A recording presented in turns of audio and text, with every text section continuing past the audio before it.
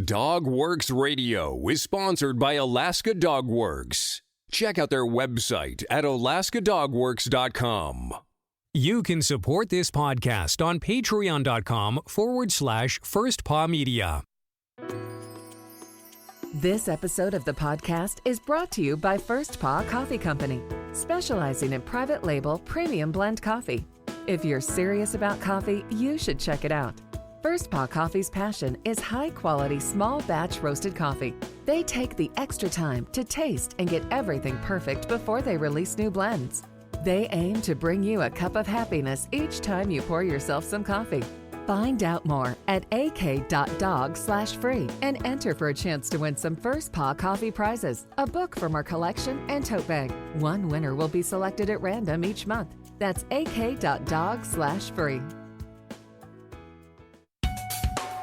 From First Paw Media, sponsored by First Paw Coffee Company, this is the Dog Driver Show. Visit our website at dogworksradio.com. Now here are your hosts, Robert Forto and Kourosh Partow. Hello and welcome everybody. This is Robert Forto and I am here with my co-host Kourosh Partow, and we are the Dog Driver Podcast. And today we have a guest calling in from arguably one of the most beautiful parts of our state here in Alaska, down in Homer. We're talking to Jim Arndt. What do you know about Jim? I know Jim for many years, great friend. He lives, like you said, in a beautiful part of the world, Homer, Alaska, I believe in the Caribou Hills out there, and used to be in Fairbanks, open driver, has done it all, ONAC, Rendezvous, all of the above. And Jim, welcome to the show. Great chatting with you. Tell our listeners who you are and how you started in the sport. Yeah, hi. My name is Jim Arndt, and I came to Alaska in 1980. I had read a book by Jack Kerouac. It was called On the Road, and it was about hitchhiking, and I decided that I wanted to try that. So I went to Montana for a family reunion, and then ended up taking a wrong fork in the road and ended up coming to Alaska in July of 1980. And when I arrived, I had a backpack and $7 in my pocket, and I had a place to stay. My cousin was going to the University of Alaska in Fairbanks, and so I had a place to stay, and got a job pretty much right away, working as a surveyor and in town here. And that first winter, a friend of mine that I had met, we had a little dog team, and he had a accidental litter of puppies. And he didn't know what to do with these puppies, so I says, well, heck, I'll take them. And there were five puppies that I raised, and didn't have any experience mushing other than riding with him one time. We went out at 2 o'clock in the morning for a mush, and the northern lights were out, and the reds were flashing and dancing, and I looked up and said, whoa, and the dog team stopped. And so I was kind of hooked right from the beginning. I enjoy being behind dogs and, the sled and everything else. And I raised those puppies. I took a semester, the spring semester off of school. I went to the university, and I took the first semester off to train these puppies that I was responsible for now. And I didn't know what you could and couldn't do with dogs, so I was not encumbered by setting my own limitations on their abilities. So I got packages of hot dogs, and I took these dogs for walks in the woods, and I'd make them all sit down and stay, and then I'd call each one up by name and make them stand up and pirouette and give them a treat, usually a hot dog piece and stuff. And so I got a really close bond by spending so much time with these original puppies. And so then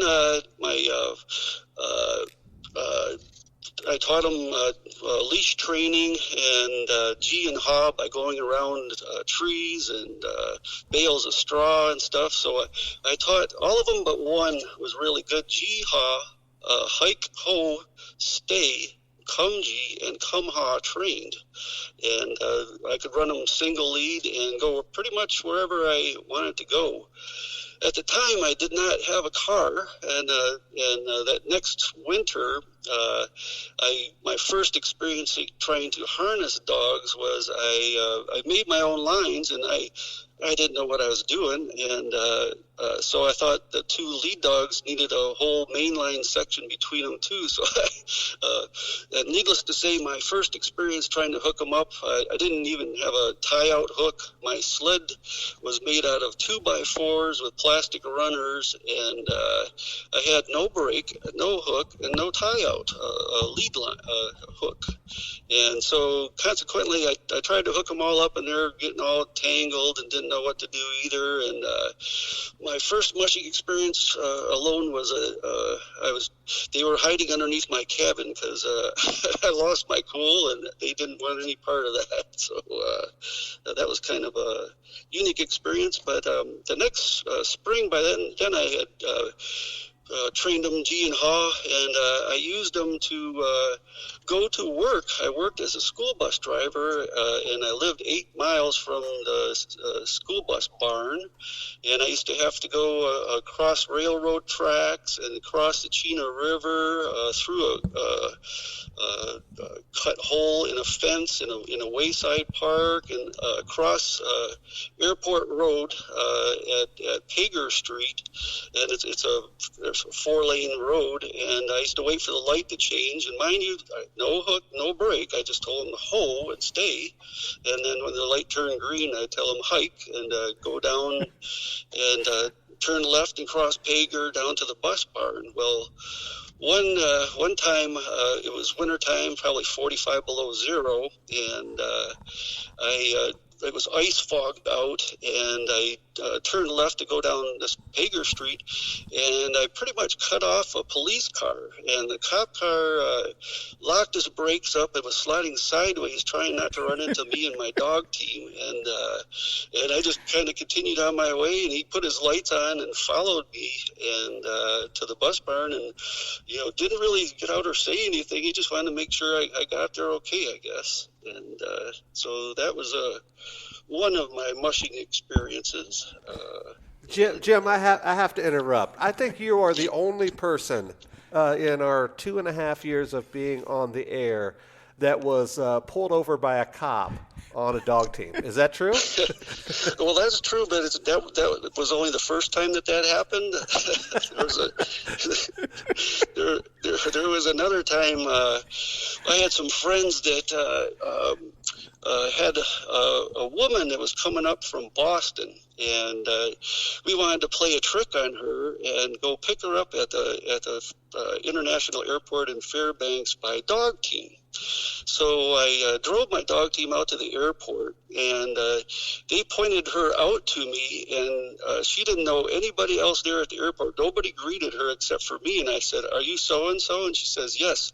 I says, "Well, I'm here to take you over to Pike's Landing." And so we had brought her outside. I parked my dog team in front of the doors at Fairbanks International Airport, and we had a sleeping bag and a parka and mittens and a fur hat to throw on her there. And so I took off for Pike's Landing and made my way over there, and all my friends were up on the roof of the bar and cheering us all on and stuff. And yeah, so we went in and had a pretty good time of that. And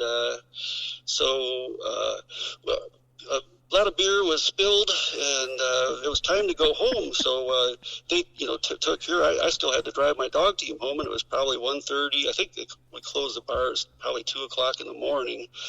So I'm going home, and I was really tired, and my sled was, like I said, made of 2x4s, and it had a fairly long basket. So I just sat in the basket, and I fell asleep on my way home, and I'm going along, and all of a sudden I woke up in the snowbank. I'd fallen off of the sled, and there goes my dog team. I'm watching them go away. I said, "Ho!"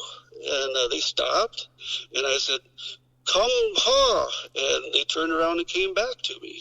And so I got back on and I went home, and I was going along the Parks Highway, and it was like 2:30 in the morning by then, and I see all these flashing lights, and it was another state trooper, and he was following alongside of me with his lights on, going in the slow, going slow in the right lane of the Parks Highway, and I just looked over at him and waved and said hi, and I just kept going, and I only had another 50 yards to go until my home trail turnoff, and I turned off my trail and waved at him and said thanks, and got home that evening. So, yeah. That is incredible. For our listeners who are not familiar with Fairbanks, Alaska, the Parks Highway, it's actually a highway. This is like a 4-lane highway. Cars are going at 65 miles an hour, if not more. And the Fairbanks International Airport, it's actually a big international airport with parking lots, customs and everything. So I'm just shaking my head and laughing as you're telling me this story, Jim. I'm sure Homeland Security would have something to say about that scenario at this point in time. That is incredible. So this was your second talking about driving sled dog team. Trooper escort. So those that were obviously some of the distance dogs and more of a mellow dogs you had, and then you muted to the more of a sprint open class racing and doing some of the big races. I kind of made the mistake of going to a dog sled race. Goldstream Valley used to have a thing called the Musher's Fling, and it was sponsored by, I think, Labatt's at the time. And there's back then everybody had a dog team, and I entered this race with no expectations. My first dog truck, by then I had gotten a car. I had a Mazda car with a Wankel engine, so I threw my sled on the roof and put some lines on it and shut the doors to hold the sled on the roof and pile 5 dogs into my car to go to this dog sled race. I'd only driven them before. I've never transported them before. And I entered this race, and this team passed me like I was standing still. I couldn't believe how fast dogs could really run. And it was Kathy Frost who had passed me. She started off maybe 10 teams behind me, and I had never seen anything like that. And I went up to her after the race. I said, "Where did you get dogs like that?" And we started talking, and became friends after that in the sprint racing circuits and stuff. So I slowly placed my older dogs and started gathering up more sprinty and racing type dogs. And I worked for Gareth Wright when I was young as a kennel help. And I think the first real racing sled dog I bartered for him for labor for work. And it was a really good dog named Rocky. He was a big male and super sprint bloodlines and stuff. And slowly gathered different dogs from different people and started a racing team that way. That's how I kind of began the race, switch from the recreation and transportation to actual racing. And then from there, straight to open class racing, or just to some limited? No, I pretty much raced a limited class at the start, and then I had help from Harvey Drake and Linda Leonard. I rented a little cabin out in Salcha, and Salcha back in the day had probably, I bet there was 20 dog teams just in the Salcha area, and probably 10 of them were open class teams, Charlie and Roxy and Tilton's and Harvey and Linda, and just so many mushers, Mari Rado and Dale Rado, and so I got to mingle with more people and talk dogs more and learn more about what to look for, what to do, how to feed, just educated myself on what it took to have sprint racing dogs. And I kind of slowly built up, started limited class and got competitive in that. Not really winning races, but a few second places, several thirds, fourths, fifths, usually top 5 and even, pretty much always top 10 was my goal. And so that's where I started back then. When was your first ONAC or rendezvous? I did not run Open North American. I've only run the 8-dog limited, and I think my highest placing was 4th or 5th in that. But I did run the Fur Rendezvous twice, and that was in 1992 and 93. I ran the Fur Rendezvous, and my first.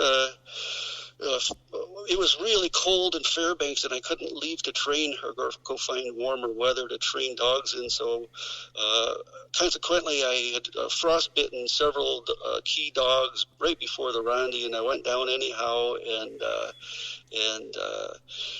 did really well. I think I was 5th place on the first day, and I really didn't know about that, how to do that race either. I kind of drove the dogs the first day, and I could come back in and saw my time, and says, well, geez, these are pretty good dogs, and boy, the second day, it was a pretty rough go. I think I had to switch leaders 3 or 4 times, and I was rotating dogs in and out of the basket just to get home, and then the third day, I knew I was going to scratch, and it was one of the hardest things I ever had to do was tell Dick Tozier that I was going to scratch that day. He looked at me and kind of smiled and winked, and he understood that was the right decision. So no regrets there. And, so among the races you've done, Jim, what are the best memories and stories you have in some of those limited or open races you've done? Let's see. Usually they're things that didn't go quite right.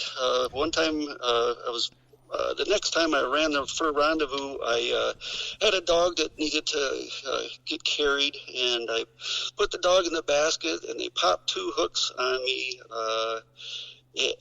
when I went to go load the dog, and I had a hold of the dog's harness in one hand, and I had a hold of the bottom of the stanch of the sled in the other hand, and I'm getting dragged upside down the trail. And I'm just thinking, well, how am I going to get out of this? I couldn't reach a hook. I couldn't do anything. I didn't want to lose the dog. So I finally did have to let go of the dog and, set the hooks, and then have the dog came back to me, and I put him in the bag and stuff and went on. And then, Ross Saunderson had passed me dirt while I'm dragging. He says, "Are you okay, buddy?" I says, "I don't know. I don't know if I'm okay." And another story that just came to mind was I was running the Alaska Feed Gold Run in Fairbanks one time. And I'm going along, and one of the trails wasn't blocked, and it was one that I had trained on recently. And the dogs ducked into this the 10-mile trail, and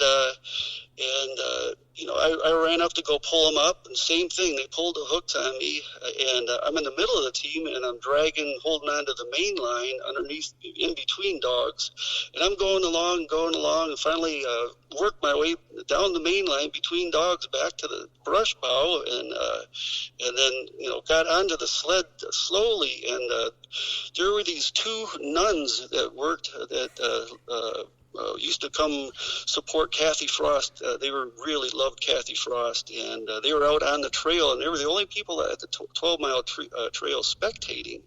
So I had troubles, and one dog had a loop around it, and I didn't trust the hooks, and I asked the nuns, "Would you come hold my sled?" And so they came back, and they were right on it. One stood on the brake, and the other one stood on the hook there and stuff, and I went back to the sled, and I said, "Well, okay." And one of them held on, and she got dragged along, and I was worried. She pulled me over, and the sled's on its side, and so I guess I'm the only person I know that has ever drug a nun. So these are nuns actually in. They weren't in habits or anything, but they came out to the races. They really followed and supported Kathy Frost, and they walked from the rectory over to the dog trail, from College Road and stuff. And I'm sorry to say, I drug a nun. I drugged the nun too. Jim, your stories are absolutely amazing. And right before air, I jumped onto Facebook to see. I always my job on the show, Jim, is to try to find a nugget or two that is outside of the normal questions that KP asks, nutrition, dogs, races, that sort of stuff. And I came across a picture on your Facebook page, and I think it sums up everything that you've said. It's a black and white picture of a race car, old-time race car with a wheel flying off. And on there, you ask, what do you think of this photo or something like that? And the first thing I thought about, and again, we had not talked yet, is you drive it till the wheels fall off. And from hearing your stories, it just sounds like that's sort of your mushing career in general. You just go, as pardon the speech here, but sort of just balls to the wall until things work out. Is that right? Well, I have had some clean runs before too, but well, those aren't exciting. Those are boring stories when you hear about those. Right. Yeah. So at the end of the day, I about 6 years ago, I have 4 dogs left. My oldest dog, Pumpkin, is sitting right next to me in the passenger seat. I'm sitting at the beach in the sun, looking out at the Cook Inlet and the mountains. I had to come to town for a good cell phone reception because I have spotty reception at home to do this. And then I have 3 dogs from my last litter that are 13-year-olds. So I have 4 dogs, and the average age is over 13. So last year I put in a little trail and ran dogs every day, every other day, all winter. I don't have any real leaders left. So Mary, my wife, goes out in the snow machine. They'll chase anything. And she goes out in the snow machine, and then we hit the turnaround, and I get them through the turnaround and come back, and we switch drivers, so she gets to still drive dogs too.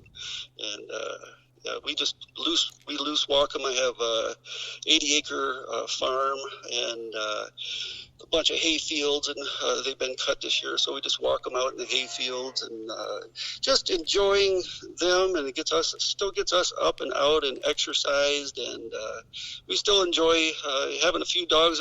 Something's got to happen. I have 5 dog sleds and 4 dogs left, so I think it might be time to thin the herd a little bit. Speaking of which, thinning the herd, I'm interested in your beekeeping photo. I'm a beekeeper as well up here in Willow, and I think it's the only hobby that humans involve themselves in where they're dealing with about 500,000 things that could kill you in a minute. And that sort of sums up some of your stories here with the beekeeping. How long have you been doing that?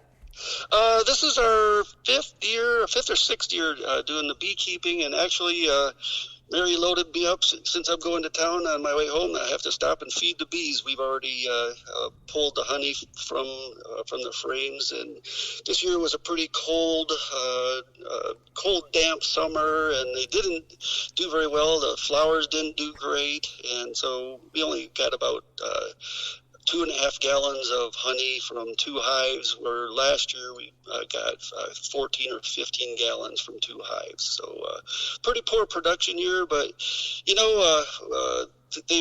bees are incredible. They are pretty social creatures also. They recognize their owners, and when we go into the hive, we sweet talk them. It's similar to dogs, I think, in a little bit. You have some connection with you. It's pretty cool. It is, for sure. Jim, last question is the question I asked all of our guests here, and I'm interested in your answer, and that is, if a person's just getting involved with the sport in any capacity, whether it's open, limited, Iditarod, whatever, what would you tell them if they ask you for one piece of advice? Get a mentor, somebody that has done it, somebody reputable, that is experienced. My learning curve from mistakes could have been avoided just by more knowledge or ahead of time. I would say seek professional advice. Very good. That's great advice. That's a common thread with a lot of the advice on this show is to get a mentor for sure. KP, anything else for Jim before we go? Jim, I wanted to thank you. This was the lighter side of sled dog racing. This literally was the most amount of laugh I had during an interview with any of our dog drivers. You sure have some crazy cool stories. I love it. Hope to see you in town, or if sooner or later, if you swing by River or Chugiak, drop by and we can have a beer. And good luck with everything in the fall in Homer. Great, and I hope all your listeners have a great season and a great time. Very good. Thank you, Jim. On behalf of our guest today and my co-host, this is Robert for the Dog Driver Show. We will see you guys next time. Goodbye. This episode of the podcast is sponsored by First Paw Coffee Company. Learn more at firstpaw.coffee. From First Paw Media, this is the Dog Driver Show. We hope you enjoyed this podcast, and we invite you to subscribe in Apple Podcasts, Spotify, Stitcher, or wherever you get your podcasts. You'll find a link on the episode notes. You can tap or swipe on the episode cover art, and you can see some offers from our sponsors. You can support our show by supporting them. If you like what you have heard, we would love it if you could give us a 5-star rating and tell your friends how to subscribe too. Your hosts are Robert Forto and Kourosh Partow. Our producer is Robert Forto and created for First Paw Media. Did you know that Alaska Dog Works trains service dogs for those in need throughout North America? Each and every service dog that is trained through the Lead Dog Service Dog Program and Michelle Forto and her team has an individual training plan. We train for autistic, mobility, psychiatric, and PTSD for our soldiers for service work. If you know of someone that may need a service dog, please take a moment and check out Alaska Dog Works on social media and at alaskadogworks.com.